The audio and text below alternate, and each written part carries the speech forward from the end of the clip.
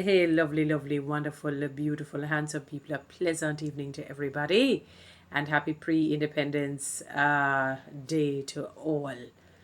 I'm still watching the news. I just took a break to speak on something that I saw, and I'm happy for that mother of the conjoined twins, or twin girls, who are currently in Saudi Arabia, so that they can be separated. And I think the news,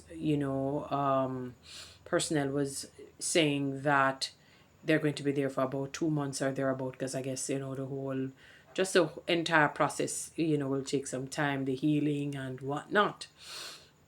And I thought to myself, I want one fine day our healthcare system to be so top notch, to be so above par, to be so above excellence. When they say excellence, par excellence, that our country is one of the sought after countries to come and do surgeries or whatever rehabilitation is needed, whatever recovery and recuperation is needed. It's just so sad that we have to, you know, um, consistently be sending people abroad because our healthcare is not top notch. Our healthcare system, unfortunately, and after so many years, 63 years, come tomorrow, we'll make it 63 years exactly of independence.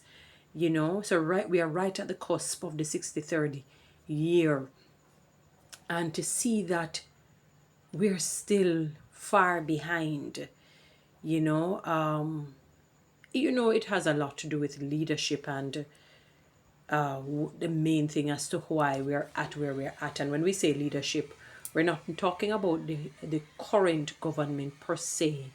We're talking about successive governments over the years, you know because the reality is that if you have certain ailments, if you have certain problems, unfortunately, my wonderful people, you have to go overseas. You can't do it here.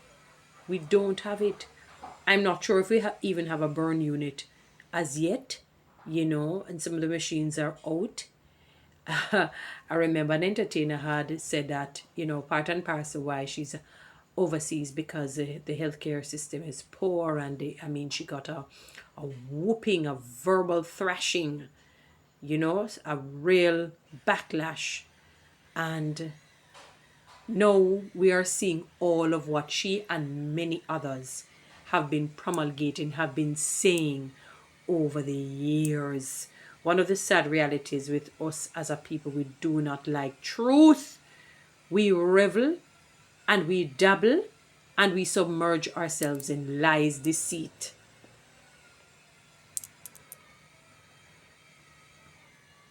We submerge ourselves in that. It's an unfortunate, sad situation. It is very, very unfortunate. It is really and truly sad. And it broke my heart while watching it. I said, my God, imagine the twin. They could not even get, you know, the separation could not have been done here because we don't have the wherewithal and we don't have the machinery and whatnot. And what it does, it hinders them in terms of the full potential and maximizing the fullness of our doctors here. Because if some of the things we can't do here, they're not able to explore how wide they can be as surgeons, as general practitioners, as specialists in whatever area, because we don't have the necessary or the requisite equipment and resources to conduct the same. So it limits what even they're able to do and stunts their growth, because if they're not catching that practice and getting that practice, because you know that whatever training you get here, if you go overseas, you have to be retrained all over again. They may exempt you from some of these courses or whatnot, but you have to be trained like a brand new student in a curriculum. And that's a very, very sad It's so sad. You know, it broke my heart. I said, my God, we don't, I wish we were, I hope I live long enough to see Jamaica as one of the sought after countries for education, for healthcare, for safety, for finance, for good pay, great pay, and not situations where it is top heavy, meaning you have a lot of people at the top just getting very good pay, but the people in the middle and at the bottom, barely anything trickles down to them. We want to see, know that people are less and less people are underemployed, or little to none, they're underemployed, and people are going into jobs or getting jobs on the basis of meritocracy and pragmatism, fairness, justice, liberty, freedom. We need to pray more for our country, though, my beautiful people. I think we have badmouthed it too often and too many times and too long. We need to pray for our leaders and we need to pray for our country, that God will just create a quantum and a dynamic change. If you see me looking over people, I'm looking to see what the news is saying. You know, right? We must pray for our country. We ought to pray for our leaders. And that is why I'm not so much into the whole die-heartedness, because what it does, it makes you bitter against one. We really ought to pray for those who are in leadership. That they do well, that they rightly and correctly rule and reign. With justice, with love, with fairness, with honor, with respect. But it is what it is.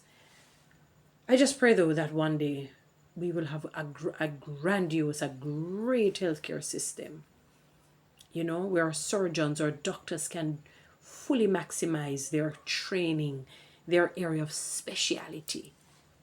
I just only can pray and hope for that one fine day.